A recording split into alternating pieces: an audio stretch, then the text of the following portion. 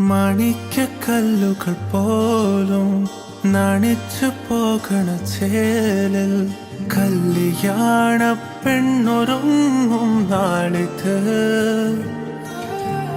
പതിവിലേറെ പുതുമയോടെ അതിഥിയായി വരുമൊരാൾ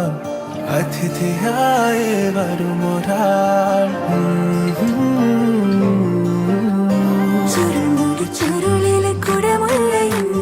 കസവുള്ള മുന്താണിയും പരിമളം പരത്തുന്ന തളിർമേനിയും കണ്ണഞ്ചം സുന്ദരി സുന്ദരി